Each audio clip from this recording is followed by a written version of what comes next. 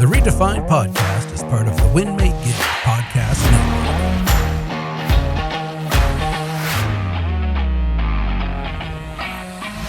It's weird to have favorites. I'm not sure if I should have favorites in the world, but I do, right?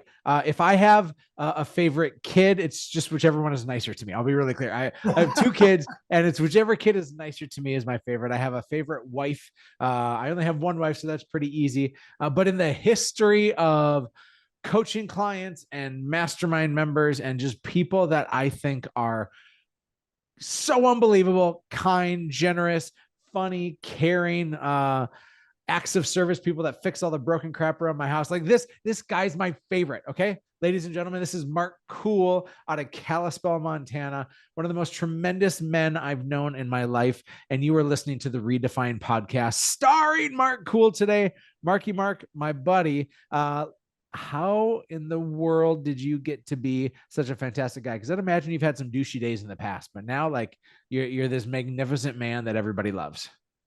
I think it all has to do with, well, what God gave us first and foremost, but life experiences and how you deal with those and how you internalize. I think there's so many things that I shape my world after because of the things I've been through or learned over the years and my experiences and the people experiences around me. So I think that has a lot to do. And you've had a lot to do with shaping that as well.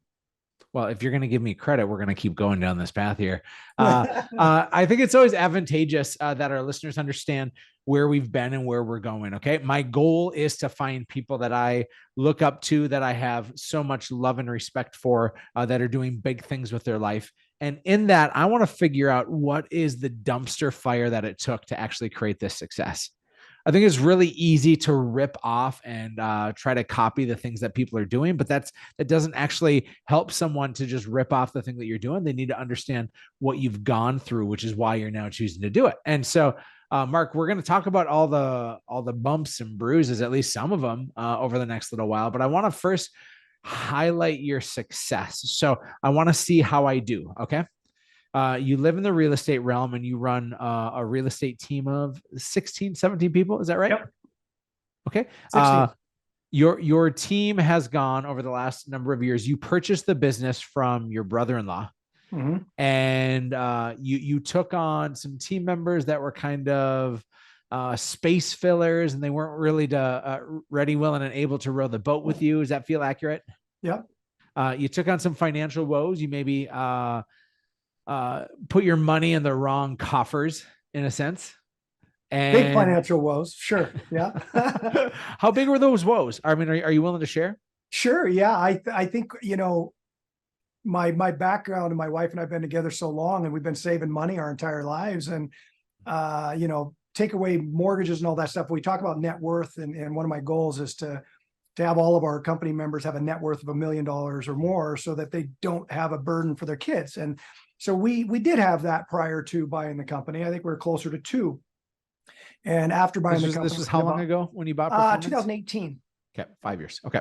Yeah, and 6 months after buying the company, we went into about 2.5 million back minus net worth, right? So thank goodness we didn't pass away in that time frame for our children, because they would have had a pretty hefty bill to take care of. And there's lots to do that. We can dig into that if you like, but there was lots that caused that downfall of that net worth for sure. Okay.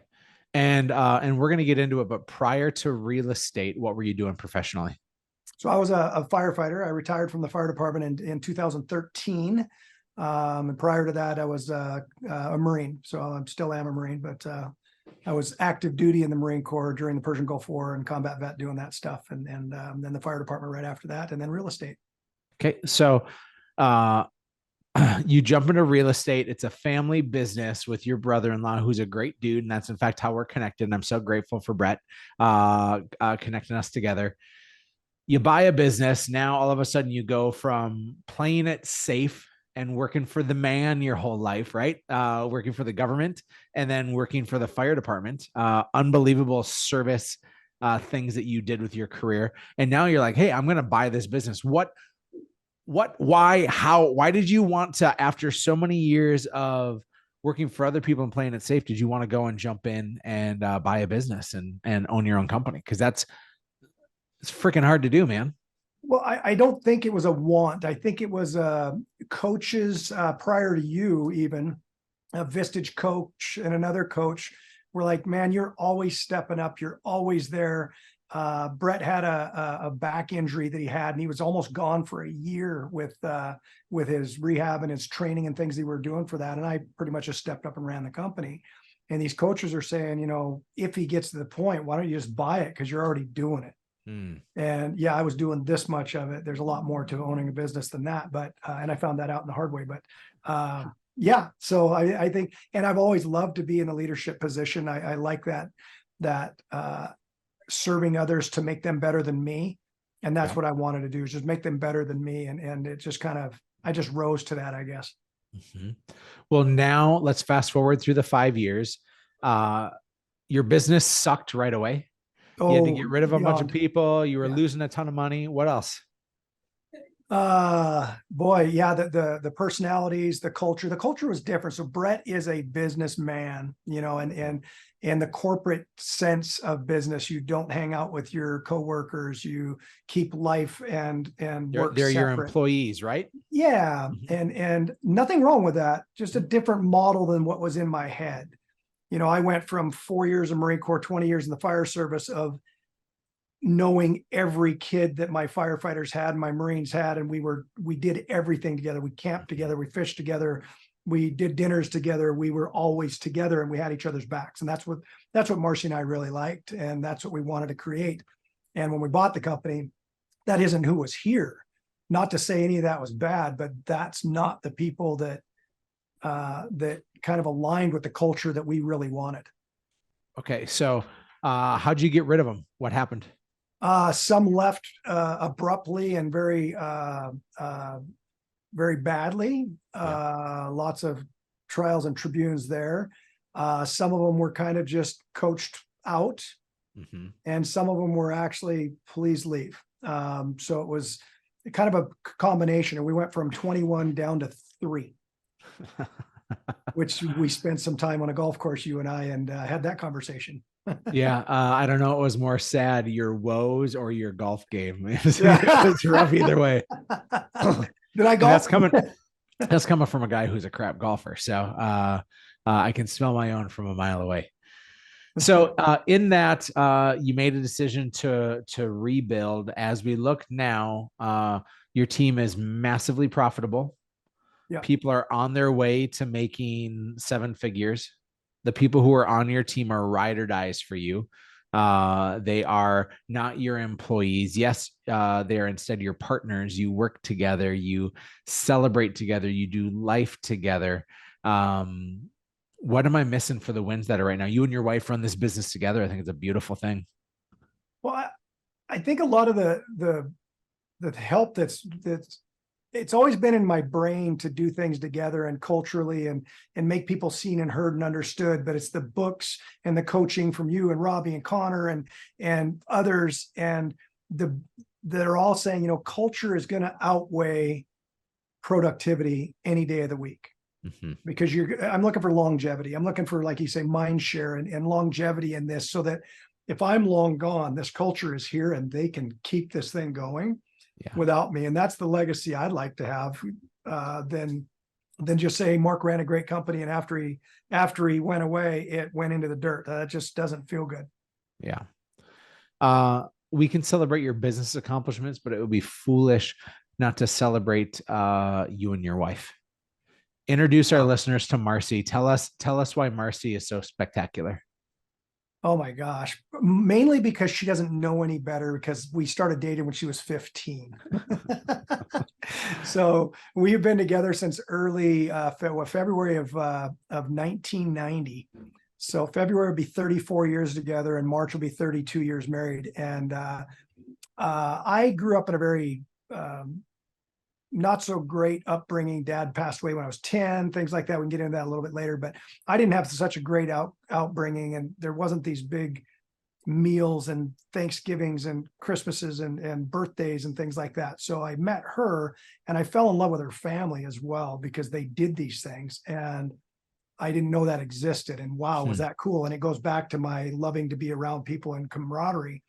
And she's just the sweetest soul on the planet. I mean, she is just, I mean, she's amazing. What does she mean to you now? More than she ever has. I mean, she has grown so much. She's non-confrontational.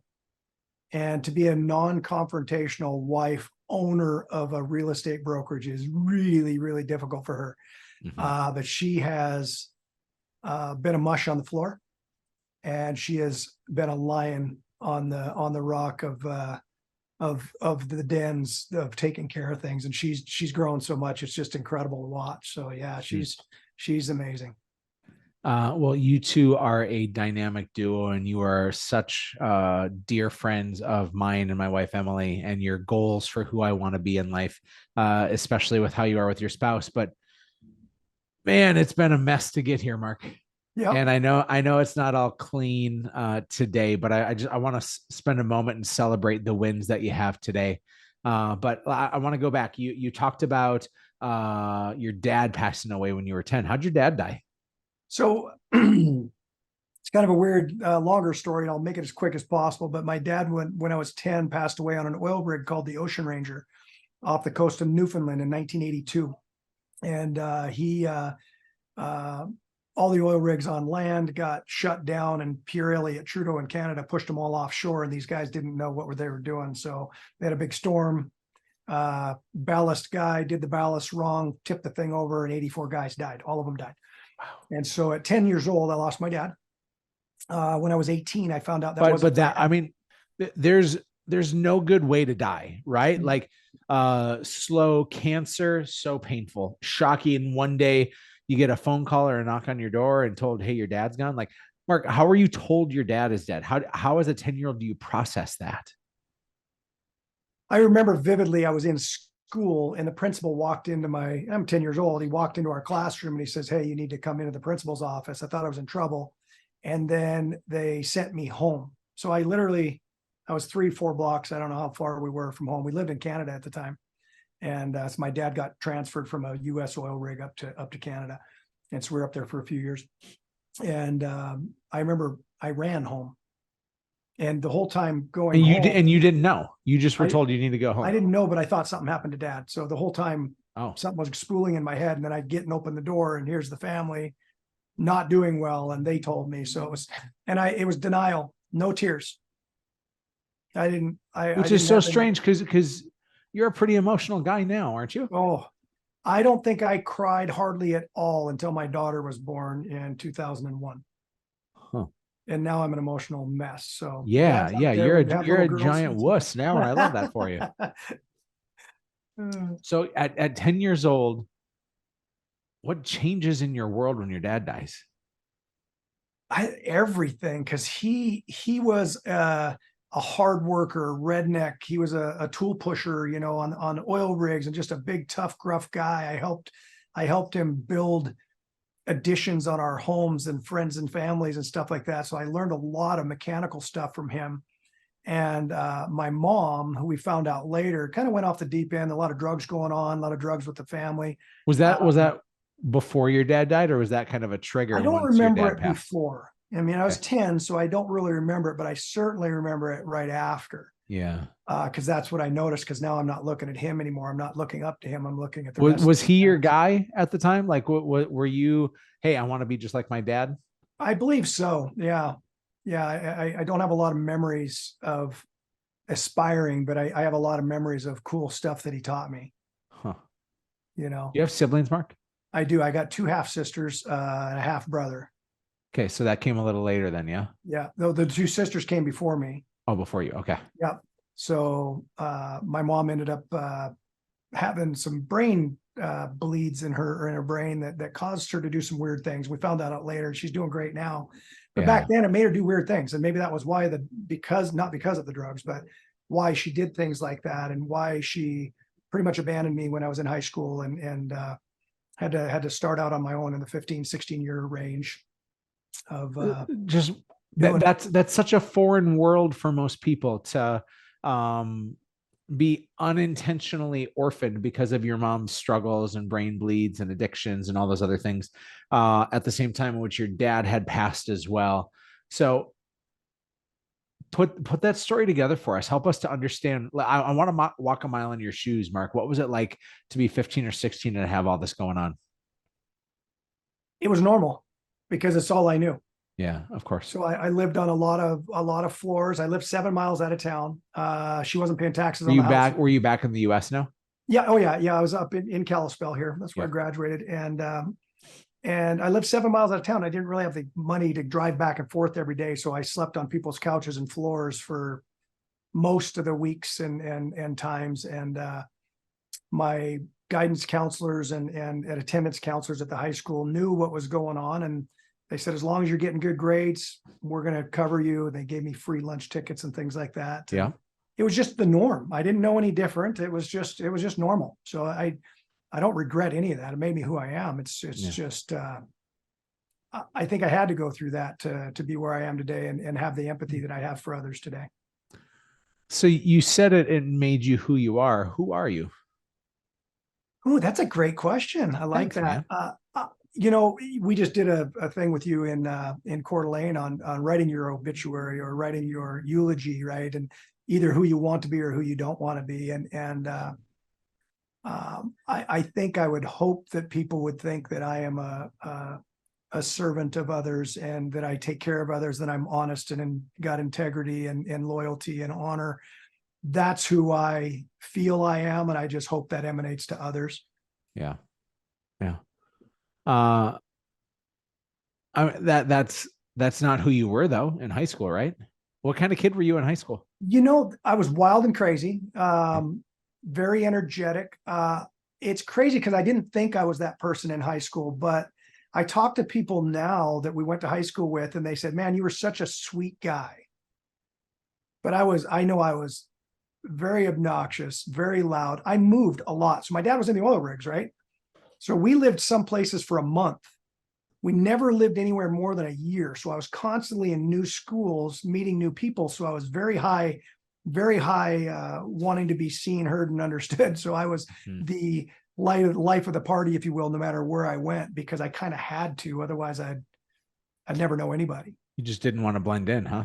Didn't want to blend in. No, that wasn't me. Okay. So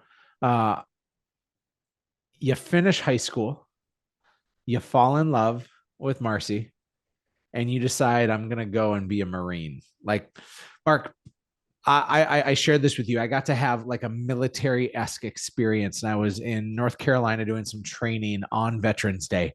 And I'm training with these guys that live this life and do it. And like, it was the closest thing I had ever experienced to actually like a day in the life of someone in the military. I'm a Fargo, North Dakota forever kind of guy. I'm a soft wuss. And I can't imagine jumping in and raising my hand to do something like that. It doesn't comprehend for me. I love serving people, but that kind of life seems foreign to me. What was going on in your head for you to say, I want to be a Marine? Because I don't get it. I respect it so much, and I don't get it because my mind doesn't think that way. Well, I think everything happens for a reason, for sure. And the Marine Corps saved my life for sure, and given me discipline and direction. But I didn't raise my hand and say, I want to be a Marine. So what happened was I had, like I said, I had no family. I had a roommate that was 17. I was 18. And of course we were drinking beer and doing our things. And I kept getting in trouble because I was 18, he was 17. So I was getting tickets for endangering the welfare of minor and contributing to minors and things like this. And I was actually, the judge wanted to throw me in jail for 6 months. For drinking with a classmate? Yep. Oh. Yep. Because we lived together. I rented a little trailer and he lived with me because my mom had come back. I missed that part. My mom had come back right when I graduated and took the house back and told me I had a real father. The father that died when I was 10 was adopted. So I had a father that I had to invite to my graduation. So that was wait. You hadn't heard this part? So your dad that died on the oil rig was not your real dad? Not my real dad. Did you which know makes that? sense. He was 280 pounds and 6'4". Yeah, I'm 5'7.5" and 165. So no, yeah. Well, when I graduated high school, I was 135 pounds and 5'7", somewhere in there. So you find out after you graduate from your mom that your dad that died wasn't your birth father. Right before I graduated, she had called me up and said, "Hey, why don't you invite these people to your graduation?" And I asked why. Well, you have a 10-year-old half brother. I was 18 at the time, so 10-year-old half brother, and this is your biological father. Now, once I met him, it was pretty obvious that was my dad. He was built just like me, same size, everything. So had the same goofy muscles that work. So it's no brainer that he was my dad. So what kind of mental and emotional roller coaster do you go on when that happens? I loved it because now I had someone to teach me how to hunt and do those things that I didn't have because I was 10 and You weren't mad? I wasn't. No, I don't know why, but it was What the kind of cool. hell, dude? I'm mad for you right now. You weren't mad because you just felt like, oh, cool, a new dad, instead of mad about the Yeah. lies. And I was and excited. everything I that had you some did. family members, right, that wanted to actually meet and know me. They actually packed up their entire family and moved out to Washington State, where I was a firefighter, just to be with us, and which was really cool. So Wow. we created that bond and 17, 18 years of that. And then he was killed tragically one day in August of 07 on a motorcycle accident. And so I lost him as well. Wow. Okay. So many questions. I want to go back and now you've graduated. Yeah. The judge is saying, I'm going to put you in jail because you're drinking with this 17-year-old. Yeah. And how'd you avoid jail? I ran into a friend of mine I went to high school with. His name's Chad. And Chad was on recruiter duty with the Navy in the mall. And I ran into him and he's got his uniform on and he's walking along and, hey, you should think about the military. And that's the first time I actually really thought about military. What did you think you were going to do with your life before that? Just work. I had 4 jobs. I was working a construction thing. I was working Kentucky Fried Chicken, Dairy Queen, and at a lumber yard. I was doing all sorts of different stuff. You worked at DQ and KFC and you only weighed 130 pounds? Yeah. What the hell? Screw you. My metabolism is way too high, brother. So you just thought you were going to work. You see your Navy buddy and he pitches to you a life of service. Yeah. And so I thought, what was his pitch to you? Get college paid for and get benefits for the rest of your life? Because like that's a common pitch for a lot of people in the military. Is like, I don't remember that. Okay. I don't. I think it was just join the military. And you're like, and I thought, I got great eyesight. I got 20/10 vision. I get great grades. I'm going to join the Air Force and be a fighter pilot. I think that'd be cool as all get out. So I walked into the recruiter depot and walked into the Air Force, and they looked at all the tickets I had and said the drinking and minor tickets, and said, get out. They wouldn't take you. Nope, wouldn't take me. So I walked over to the Army. I'm piecing together the timeline. Top Gun came out around this time too, right? Even though that was Navy, Air 87. Force. Yeah, 87, I think was Top Gun. This was 89. Yep. I love that you know the year that Top Gun came out. That's such a weird little deep cut right here, Mark. Okay, so they refuse you entry into the military. And what I find out later is that might have had a little bit about it because Top Gun did come out, so they of a massive surge of people wanting to be pilots. Yeah. Okay. And this is before Persian Gulf, so there hadn't been a war since Vietnam, and then the little skirmishes we've had around the country, around the world, but there was nothing, so it was pretty safe to join the military at that time. And was Persian Gulf 93? 90. It was 90. It was that soon. Mm-hmm. Okay. So this is 89 when you graduate. Yep. And Air Force says no to you. Then what? Army says no. Same reason. I looked into the Navy's thing, and he had that white dress uniform on with the bell bottoms. And I was like, I don't want to wear that uniform, honestly. And so I didn't even go in there. And, because of the uniform. Because of the uniform. Yeah, it's how stupid of me, right? But everything happens for a reason, like I said. So I walked into the That's the Marine Corps. dumbest thing I've ever heard. Mark, your fashion sense is like dad bod. You're the guy that clips your cell phone to your belt when you're wearing cargo pants and a Hawaiian shirt. Like that's how Mark Kuhl dresses. And you were like, oh no, I don't want to wear that like white dress outfit. That's so fantastic to me. And you never knew that until I stopped wearing suits. It's so good. So I walked in the Marine. I walked in there and he wouldn't look up. He's got his folder and he's looking down. I'd stand there. It was probably 30 seconds. It felt like 2 hours. And he's very intimidating, very blocked out, just a chunk of a man, and my size, but just chiseled. And his name was Staff Sergeant Wallace. And he finally looks up at me and says, "What do you want?" And I said, "Sir, I'm not going to blow smoke. The other two won't take me because this, and this." And he looks up at me and he says, "Go get in my car." Closed his file, and I'm like, this guy's going to take me out in the woods and freaking, put me out of my misery, right?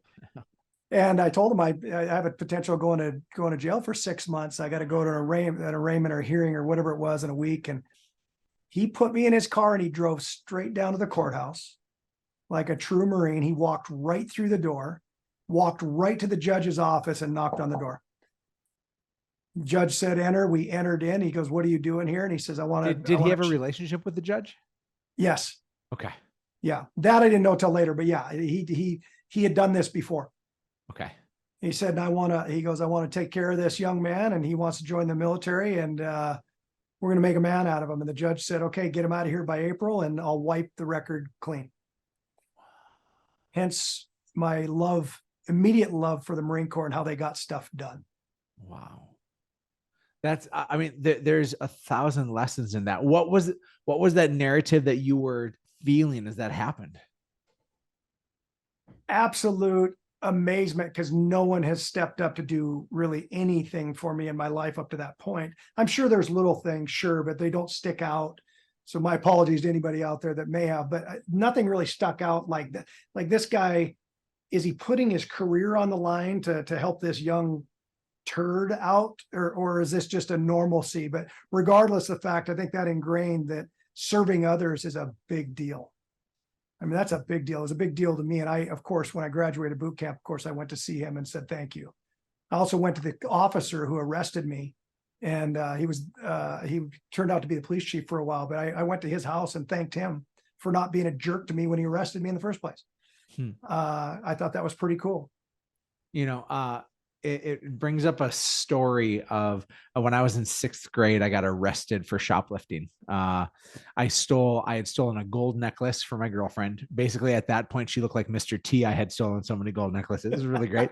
And at a Ben Franklin craft store. And then I walked down to the grocery store in Fargo, and I stole Bubble Jug, which is this like powdered bubble. It's absolutely terrible. And I stole turkey jerky because I was on a diet. So instead of beef jerky, I stole turkey jerky. Nice. I was going to watch my weight. And I got caught and arrested. And my mom, after I got arrested, made me go and apologize to the store managers at those two places, like immediately after. And I had to write this letter, and I had to give all my money to church for months and months and months, all my allowance and things that I was doing. And like that, going back and facing those people was one of the most humbling experiences of my life. Even at the age of 11, it's like, oh my gosh, I felt like my tail was between my legs, but like I was able to, the guy who owned and ran Ben Franklin was like the reason why my real estate career took off. He was the guy that like took a chance on me. And so what's so amazing is the brokenness that can happen in these situations, Mark. When we aren't our best selves, and people that give us grace and people that give us respect, how that serves as such a stepping stone in our life later on. Oh, it's a pay it forward moment for sure. And I've done that thousands of times since, and it feels good every time, and I'll never stop. Yeah. So you're now 18 years old. Yep. You go into the Marines. What's basic like?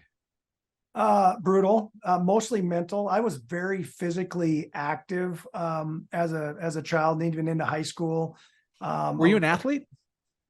Not a golfer, obviously. I was up until about 9th grade, because we played 8-man football, and then I moved to Kalispell and in 9th grade, or beginning in 9th, 8th, somewhere in there. And it's a big school. And so I didn't get into sports, one, because mom didn't want to pay for extra stuff. B, she wasn't around. She left pretty soon after that. So I just didn't have the time. I had to work. But you were like small town farm hand American Ninja Warrior tough, right? Like just so much brute strength, but that came from doing work instead of playing sports, right? Yeah. Okay. Yeah. Climbing 50-foot rope with no legs. I can still do that today. It's just, by the way, Simon, folks, Simon is my 7-year-old. He went to an American Ninja Warrior class yesterday for the first time. And he outperformed every kid that was there. He got put in the advanced class after one class. Love it. Because he was the only kid that could climb a rope. Now, it wasn't 50 feet and it wasn't with no feet. But nonetheless, I guess if Simon turns out like you, I'll be okay with that. We were just talking about your sports prowess and how unassuming. Don't play sports with this guy, by the way. He's very unassuming. He'll smoke you. Playing a 50-year-old in pickleball is where I hold my pride. Yeah. All right. So you said Marine Corps was taxing more mentally than it was physically. Yeah, for me, definitely more mentally. I received the top physical award out of 3,000 Marines during that. And it's because they beat me up so much. I mean, they just gave me more and I was always smiling. They were feeding me 3 times a day. I was happy. I mean, I was eating like crazy. Mark, I can't help but put myself in your shoes for a moment. You really didn't have any constant adults in your life from 10 until this time. Yeah, correct. Most people would stiff arm that and push that away. And you're smiling at these people as they yell at you. What the hell is wrong with you, Mark? Right. Well, that's what they said. Why are you smiling at me? So I had to do 10,000 push-ups and I had to count every time I did a push-up because I was smiling at the drill instructor. And these aren't just 1, 2, it's 1, 2, 3, 1. And so every time we stopped, I had to get down and do push-ups. Why my shoulders are thrashed right now. But they did it for a reason because they knew physically I could do it and they were making me stronger and stronger. Yeah. And they also made me eat twice every meal. I was a double rations private because I weighed 130 pounds when I joined. And when I graduated, I think I was 150, 155, somewhere in there and stronger than ever. But it was wonderful because they were feeding me and they were making me stronger and it just felt good. So now you go through basic 10 weeks, 13 weeks? 13 weeks. Mm-hmm. And then what? Well, just prior to that, my lovely wife, who does not like confrontation and stuff, of course, she was just my girlfriend at the time. I didn't have the heart to break up with her because she was such a sweetheart. And I'm thinking, she's in high school. I'm joining the military. I don't want her to be stuck. You're like that. You're like that senior freshman relationship, right? Yeah. Yep.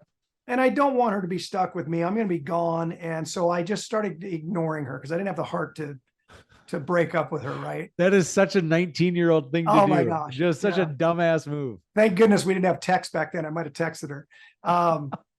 But she and her mom and her sister showed up at my boot camp graduation. None of my family did, of course, but they did. Oh. And they drove me back home. Which was, again, that family that you craved and desired. Yeah. And wow, there they were. What an incredible feeling to have somebody that cared enough for me to come down and show that support. And we all drove home together, a 21-hour drive back. And I stayed at her place when I was on leave for 10 days and then had to go back. So our relationship was about seeing each other for 10 days, about every 8 months for the first 3 years or so. Oh my gosh. And it just grew. A lot of it was letters. We didn't have FaceTime. We didn't have any of that stuff. It was just, she'd write me a letter. 3 weeks later, I'd get the letter. I would answer her questions. And 6 weeks after. Is this because you're in the Persian Gulf at this point? Yep. Yeah. So shortly after. If you haven't followed the timeline, Mark graduates from high school in 1989, putzes around for a little bit in Kalispell, working 4 jobs, then goes into before April. So this is now, you're probably 19 years old when you get into the military, right? Yep. Okay. And it's now 1990. I don't remember when the Persian Gulf War started, but it was probably right as or right after you enlisted, right? Yeah. So I think it was the summer of 90 is when they started getting the skirmish. They were starting to talk about it. December 1st of 91 is when we started floating over there. Some of the battalions flew over. We floated over on ships. Took us 45 days to get over. 45 days. And then the air war, I think, started in March. I am so stir crazy just listening to the idea of being on a boat for 45 days. Oh, 7 months total. But yeah. Gosh. Oh my gosh. Mark, I only know about war from what I see on movies and TV. What's war like? No one should see it. No one should be there. No one needs to experience it.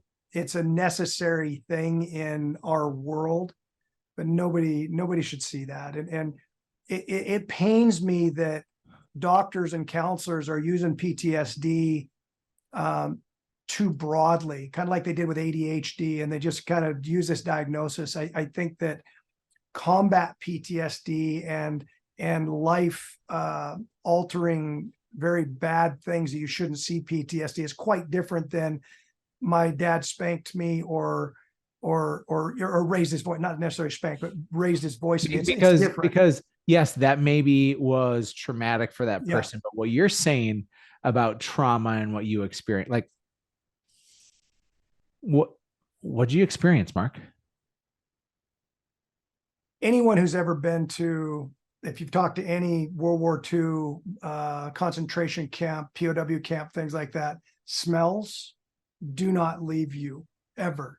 The smell of death and burning skin. The smell of that and the smell of burnt things, right? Burnt people and things like this. If you've seen any of that footage, our air war blew up everything, all the communications, any vehicles that were driving in the wrong spots. It was all, and when we came in, I was a tow gunner, so I blew up tanks there, and we're coming across all the carnage that the air war had done prior to getting there. So the airstrike happens first. Mm-hmm. You're coming in to play cleanup. Yep. Make sure that the enemy is no longer able to attack. Correct. Yeah. And so you're like fresh on the scene after. Right. And it's just something you don't want to see. I mean, there's little ones. Mark, you're a 19 or 20-year-old kid. 21, like, how does that start messing with your psyche? It doesn't back then. And I think that's pretty much the reason why.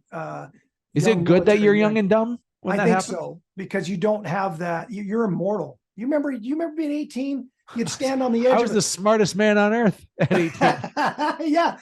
And you could stand on the edge of a cliff and just look right down and make jokes like you're going to fall. Try to do that now, right? You better have a set of Depends on, because, I'm probably not getting within 2 feet of that thing now. Why? Because I know I got a wife and kids and things that remind me. I can't have too much milk now because it's a little bit spicy, right?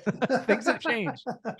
I can have all the milk I want. I'm kind of a bad boy. So attaboy. Yeah. So you're young and dumb. Yeah. Your brain isn't, you're immortal. You don't have that sense of impending doom ever when you're that young. So you just go. And so you're seeing death, you're smelling death, you're fighting for your life, you're fighting for your country. And the guy, every person there yeah, has the intent to eliminate the person on the other side.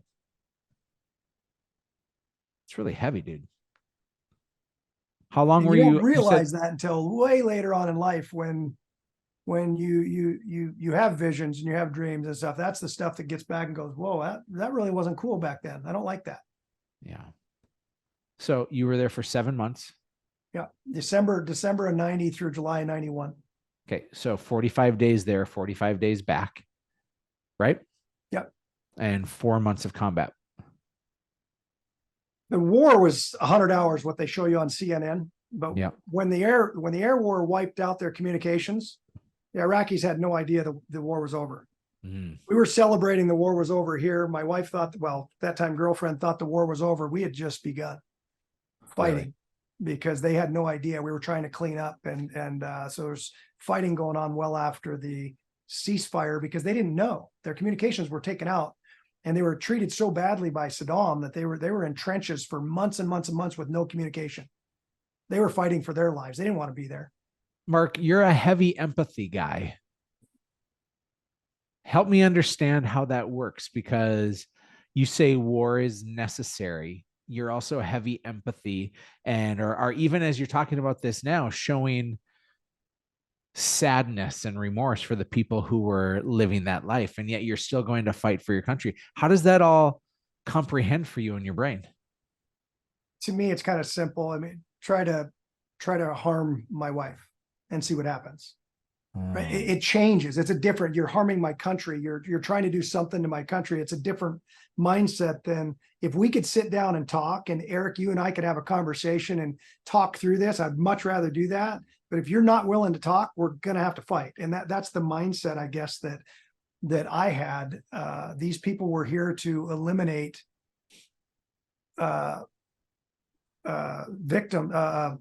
innocent people. And that was the mindset, even though I bet 90% of those people fighting on Iraqis, soldiers, I bet they didn't want to be there. Yeah. Even his supposed Republican Guard, that was the most amazing fighting force on earth, or whatever they called themselves. Not impressed. I think they were forced to be there, and the Americans weren't forced. We weren't on a draft. We volunteered, right? So there's a way different, someone didn't force me to go there. I went there on my own. I know you've battled PTSD. Explain at the core how this changes you. I think a lot more empathy. The PTSD kind of, I think it started back in combat and Marine Corps, and as you know, at least 22 soldiers and Marines and sailors commit suicide every single day. It's horrible. Mm-hmm. Well, that's another thing that happened. Were you ever suicidal, Mark? No. Okay. No. Thank God. No. Right next to me, I had a guy shoot himself in the head, literally standing next to me at Camp Pendleton. And not again, back then it's like, what are you doing, you idiot? Why did you do this? But then later on in life, it's like, man, he must have been struggling and hurting. And that empathy comes back for that person of why, likely it was a Dear John letter, you see those movies and the ladies just can't hang. They can't, may or may not be their fault, but they, this is all this guy's clinging on to is this thought of coming home. Whatever was his hope all of a sudden dissipated. It's now gone, and instantly they do something stupid like that.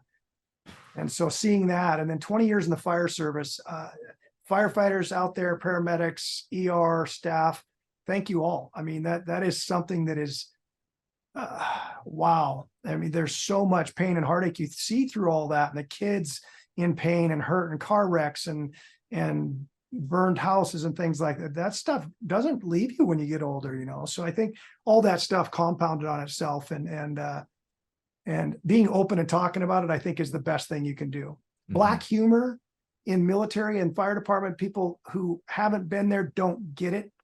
But because there's a male pride thing, sometimes a female pride thing, depending on the camaraderie pride, you joke about things like that, not because you're mean or rude or ignorant. It's because you need to get that crap off your chest. Yeah. Black humor is a necessary thing. It's just where it happens is what needs to be controlled. It needs to happen with those that have done that with you, so that you guys can get that stuff off your chest, or you might do something stupid, or counseling is something that 2 years ago at the Marine Corps ball, Colonel Bristol, high brass Marine, the first time I've ever heard a high brass Marine talk about Marines go get help. Because usually it's suck it up, take some Motrin, suck it up. That's it. The higher ups say that. They'd never say, go get some help for your brain. You can do this. So that was very enlightening and nice to hear a high brass Marine talk about mental health, which was really good. So are you getting help, Mark? I have in the past. Yep. And not currently. I don't need it at this point. I probably will again. So Mark, I say this out of love, and I think people are listening and maybe saying like, hey, I don't need that help right now. Like, do you go to the gym to get in shape or to stay in shape? Right. And the answer is yes.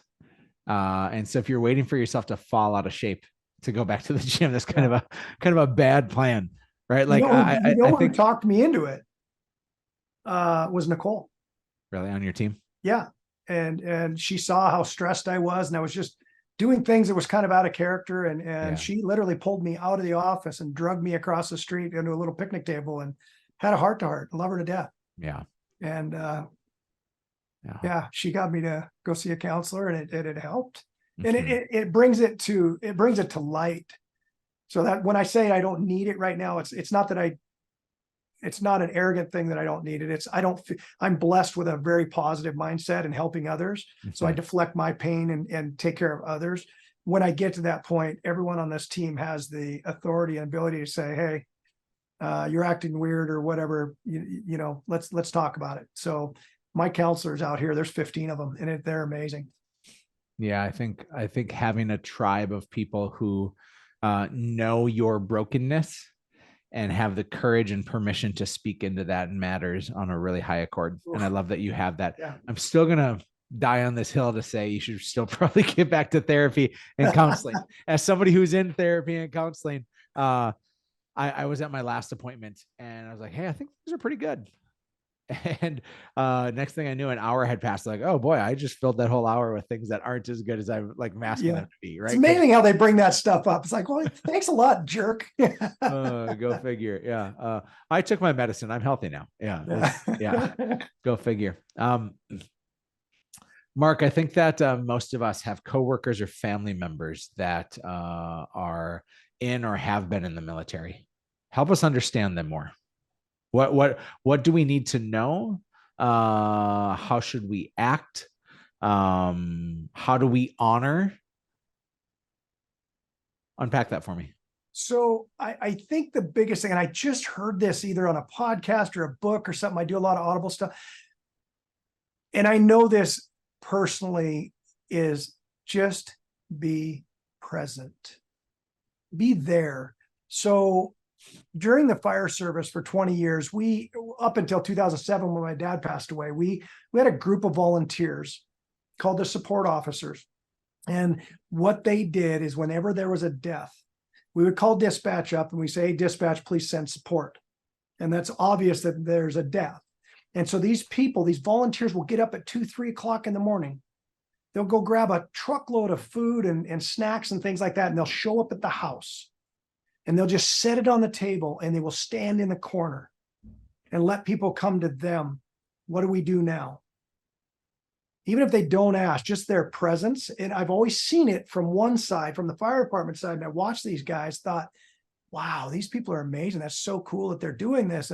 But it didn't hit home until my dad died. And who's sitting in the corner? Yeah. So there's Kendra. She's sitting in the corner, and wow, and the food was, none of us would have eaten for days. She put a mound of Costco sub sandwiches and stuff. And we didn't realize we were eating because it was in front of us. We were just eating and we're all mourning and doing our thing. And there's Kendra. Yeah. And what's next? And I asked her one little question, and just her answer, having it that quick, I don't have to spool. I don't have to worry about it. It was just there. So being present with your people, being present with them, just acknowledging the fact that likely they could be going through something. Always know. We talked about this. The people who look over and they see someone in a car pounding their steering wheel, they think, oh, that guy's crazy, or gal's crazy or whatever, and they drive away. And do you realize that she just lost her child? Right. And so we have to have that empathy of, they might be going through something we can't quite comprehend right now. Maybe they're not crazy. Maybe they need us to lean in, like you always say, lean in and ask some questions. So be there, I think, would be my advice for that. Yeah. It's rock solid, Mark. I want to give you a chance to maybe give some unsolicited advice or insight to people that are listening. Because here's who's going to pick this up is people who are realtors like you and me. Somebody who sees the show title and they're like, oh, this guy's maybe like me, or I know somebody like this guy. So that's who's probably going to find this. Mark, I think you are, as I said, anointed. You are one of God's chosen people to serve this world. And I'm just so grateful to call you a friend. Folks, if you like Mark Kuhl as much as I do, even in one little smidge, check out his podcast. Again, it's Culture Keepers, KUHL for the Kuhl. It's the cool, however you want to do it. Check out Culture Keepers. If you're ever in Kalispell, Montana, look up Performance Real Estate. They do a great job. We're going to keep bringing great episodes to you here on the Redefined podcast. Make sure to smash that subscribe button so you can stay up to date with all the good episodes that are coming your way. And thank you for tuning in. We will catch you guys next time on the Flippity Flip. Much love. Thanks, Eric. Appreciate it.